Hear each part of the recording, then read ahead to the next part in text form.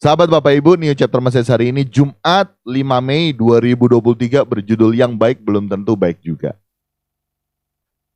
Atau lebih tepatnya yang baik menurut kita belum tentu baik menurut Tuhan ya sahabat Bapak Ibu. Dan ayat Alkitab hari ini terdapat dalam Matius 17 ayat yang keempat, demikian firman Tuhan. Kata Petrus kepada Yesus, Tuhan, betapa bahagianya kami berada di tempat ini. Jika engkau mau, biarlah kudirikan di sini 3 kemah.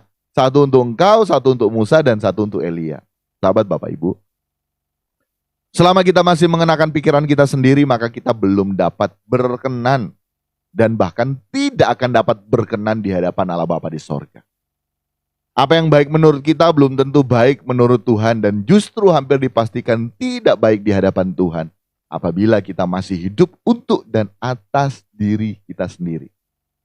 Dan berapa banyak di antara kita yang seringkali mengatasnamakan Tuhan dalam kita menggelar hidup di kesementaraan ini.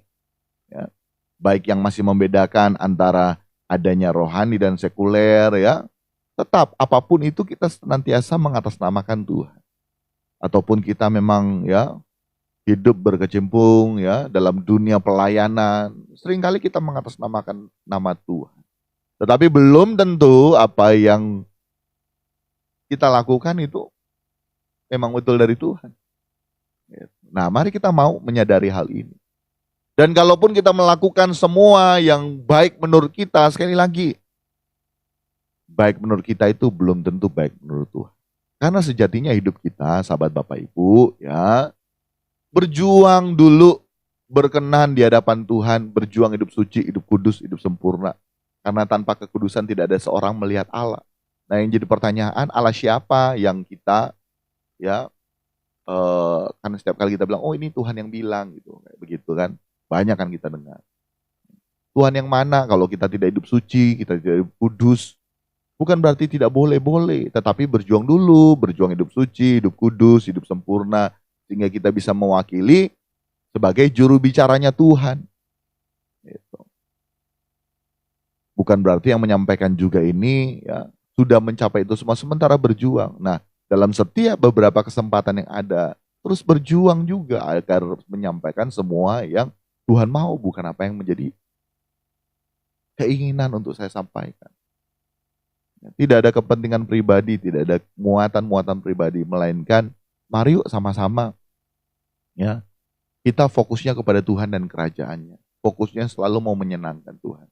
Ingat sahabat Bapak Ibu, bukan lagi apa yang boleh dan tidak boleh.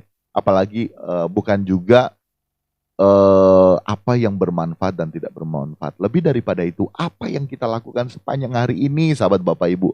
Sepanjang hidup kita. Apakah itu Tuhan dapat nikmati atau tidak? Dalam pelayanan ini, di New Chapter Message setiap pagi hari, mungkin bagi sebagian orang, saya pribadi juga mungkin bisa bangga setiap hari bisa bangun ya jam 4, jam setengah 5 pagi mempersiapkan ini.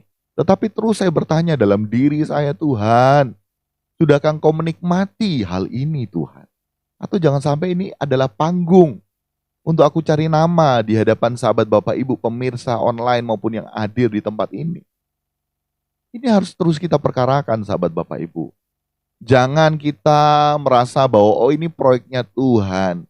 Ya karena bisa kita melakukan pekerjaan Tuhan, tapi hati-hati. Ya, kita belum tentu melayani perasaan Bapa. Tuhan, aku sudah bernubuat demi namamu. Itu kan pekerjaan Tuhan. Aku sudah mengusir setan demi namamu. Aku sudah mengadakan banyak mujizat demi namamu.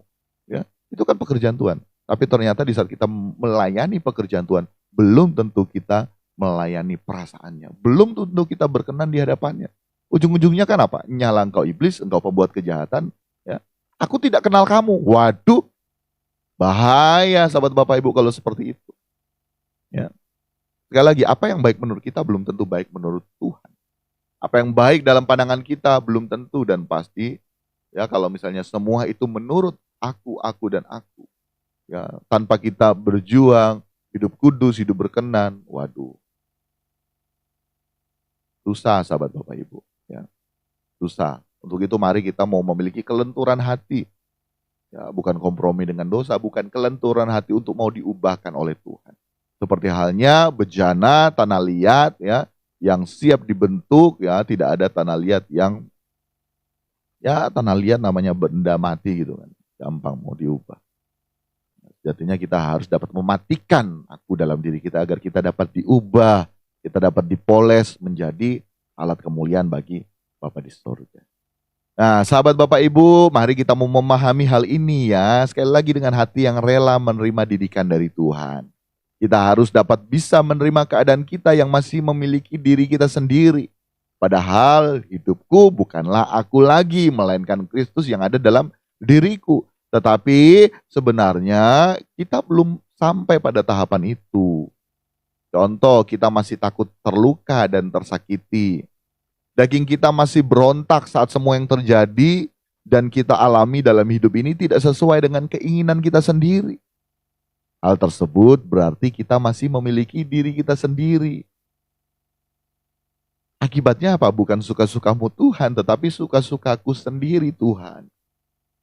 Ini yang harus kita sadari sahabat Bapak Ibu ya. Ini yang harus kita sadari. Ya.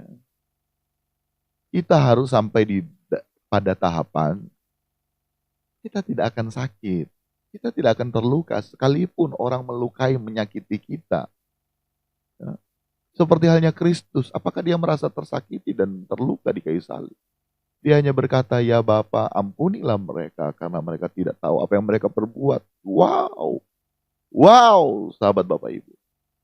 Nah, kita harus ya dapat meneladani apa yang telah Kristus lakukan dalam diri kita.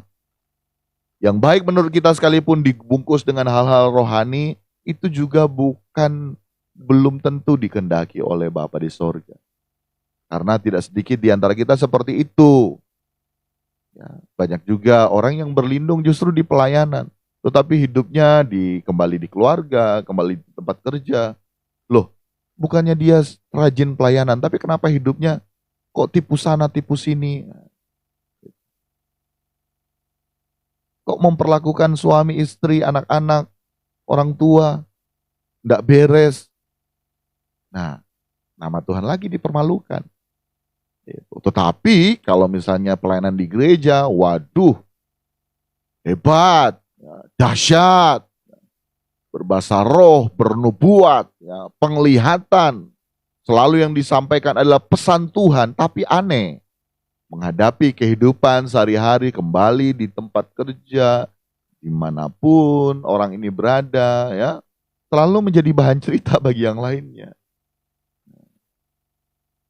Nah, kita tidak boleh seperti itu. Selagi masih ada kesempatan untuk bertobat, yuk kita bertobat. Amin. Saya juga menyampaikan kepada diri saya sendiri, sahabat Bapak Ibu. Ya. Haleluya. Untuk itu, mari melalui kesempatan pagi hari ini kita kembali diingatkan dan disadarkan bahwa yang baik menurut kita belum tentu juga baik menurut Bapa di sorga. Hal ini tentunya menjadi motivasi dalam hidup kita, menggelar hidup di kesementaraan ini, agar kita senantiasa terus memperkarakan apakah hidup kita senantiasa dapat dinikmati oleh Tuhan. Demikian nih chapter Mesias pagi hari ini. Tuhan Yesus memberkati.